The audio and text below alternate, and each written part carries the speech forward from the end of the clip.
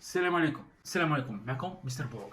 اليوم غادي ندويو علاش المراه مغربيه ما خصهاش تخرج في الغربه بوحدها بدون محرم وبدون عائله في هذاك البلد اللي غادي تمشي ليه. اييه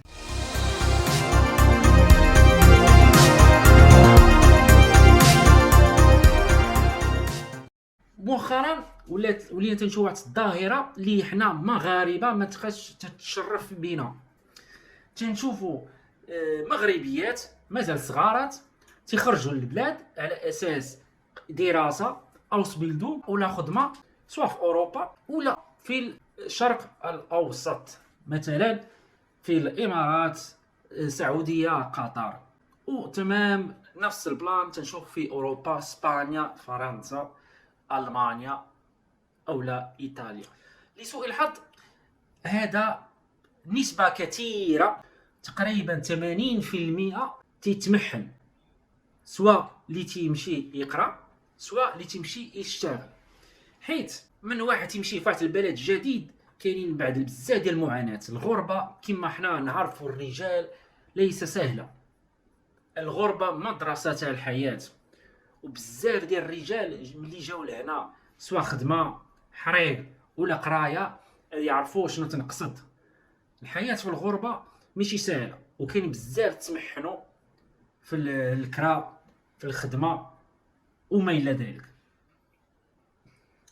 اليوم تنشوف واحد الدائره ديال العيالات ولاو تيخليو لينا بلادنا العزيزه المغرب وتمشيو للخارج، حيت الخارج تيعطي اوبورتونيتي، تعطي امكانيات تاع شغل احسن بلا المغرب. ولكن حنا الرجال ما متفقينش. لا، البنت في العائله كامله هي اللي تخرج وتجيب الخبز وتصرف على والديها، وفي نفس الوقت الدري الراجل قاعد في المغرب وتتبع الناقصه. هذا لسوء الحظ، وهذا واحد السبب اللي جاب المراه مغربيه كتخرج من المغرب. بطبيعه الحال المراه عندها حقوق وفي نفس الوقت التزامات، والقرار الاخير تياخذوا الاب اللي تيوافق على المراه المغربيه تمشي تخرج، ولا بالمرات الراجل اللي تيوافق المراه تمشي للخارج باش تجيب شي مصروف وتصوفي الوالدين كما تنعرفوا. ولكن اغلبيه ديال العيالات المغربيات لسوء الحظ من تمشيو الغربه تيواجهوا صعوبات، بزاف ديال المرات لسوء الحظ، نعاود نكرر لسوء الحظ، تياخذوا طرق اللي ما تيشرفوش بينا حنا مغاربه، مثلا الدعاره،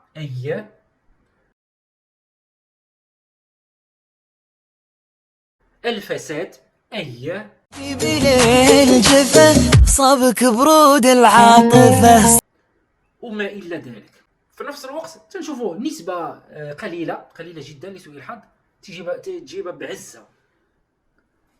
كاين بزاف مدينه اخن كارثيه. انا شفت بعيني مستر بورو الدعاره في شتوتغارت فونهايم. وانا غادي نحط النقاط فوق الحروف. علاش هادشي ما تيشرفش بينا؟ وانت كي راجل الا تتقبل بهادشي انت ديوت ابن ديوت. الا انت ما قدرتيش تقبل هاد الهضره القاصحه، سير تفرج ليا في ميرندينا رطب. انا شفت في شتوتغارت فونهايم بنت مغربيه في التسمه ديالها كانوا تيخرجوا افريكان، هنود وشينوا، فقط على قضيه ماليه ماديه. يعني في المغرب ما كاينش الفقر كاين معنوي الفقر في المغرب. ولسوء الحظ في نفس الوقت تنشوفوا هادو من اوسبيلدونغ، صحاب اتسوبيس، اللي انا ضد هذه ديال اتسوبيس.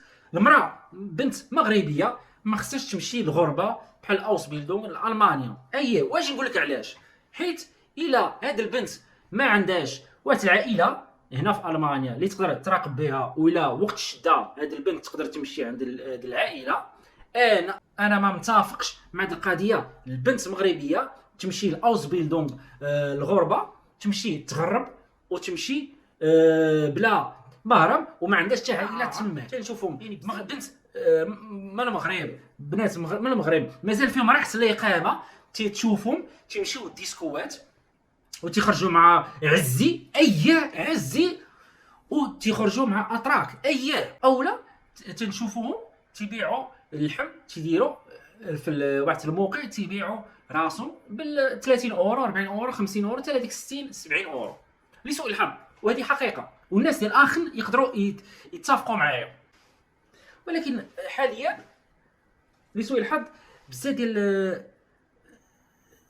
ديال عيالات مغربيات لسوء الحظ سواء اوسبيلدونغ قرايه اولا خدمه ما تبقاوش يشاركوا بينا. شفنا الظاهره الكارثيه في اسبانيا، صحابه الفريزه، هاد البنت اللي وجهاتني في واحد اللايف في تيك توك، دخلوا هذا هو اللايف، هذا هو البروفيل ديالي تيك توك. بالليل نورمالمون تنديروا اللايفات وتندويو على مواضيع مهمين جدا مع المهدي فلوق. تابوناو في لاشين ديالو وخليو لينا واحد اللايك وواحد البارطاج في هاد المواضيع. علاش خصنا نفيقوا؟ شفنا عيالات كبارات تيمشيو اسبانيا، تيمشيو يخدموا على راسهم وتيتحرشوا، تيتعرضوا على اغتصاب ولا الجنس مع روماني ولا افريقي. وفي نفس الوقت شفنا الكارثه، اكبر كارثه في دول الشرق، تنشوفوا مغربيات تيبيعوا اللحم بواحد الطريقه ديال كروس واحد الطريقه تاع كريم ديالو. وإلا بغيتي يعني فهمتي العرب ديالنا كيفاش دايرين. شنو يديروا؟ تعال شوف. والله الا درت واعره. واعره لا انت مغدتي.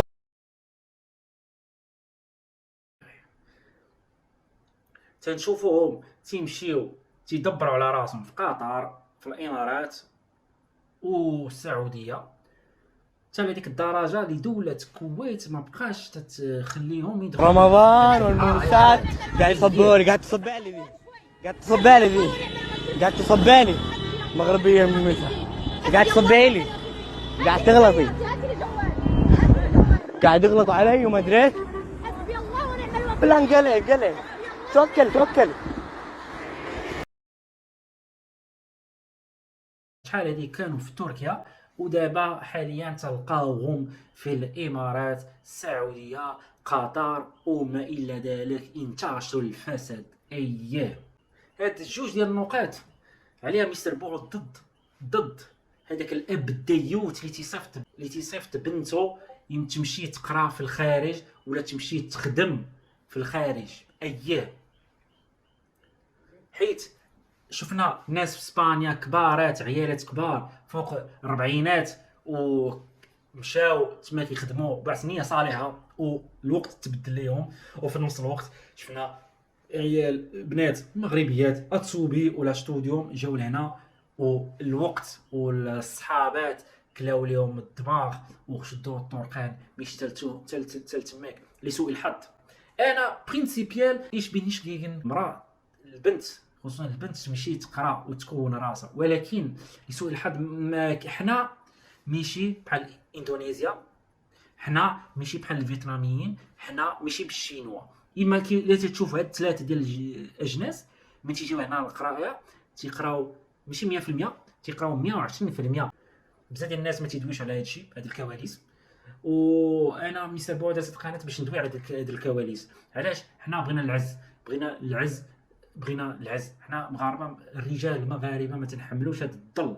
الا كاين شي ديوتي بعض المرات تينتقدني و تيقول لك وانا قديم وانا بغيتهم بحال البنات خصهم يعيشوا بحال في افغانستان يسدوا عليهم ويروحوا الساروت. انا لا، انا ما متفقش بهذاك الشيء. وطبيعه الحال هذاك اللي تينتقدني هو ديوتي. علاش؟ ما عندوش مشكل اطلاقا بالليل هكا اختو تمشي مع توبياس ودا دموريت، هذه عادي جدا. ولكن انا عارف مع التدوين مع الرجال المغاربه اللي مازال عندهم واحد الحر النفس وتيغيروا فيهم الغيره. الحل الوحيد هو بارطاجيو ديال المعلومات. كان معكم مستر بوغو، السلام عليكم.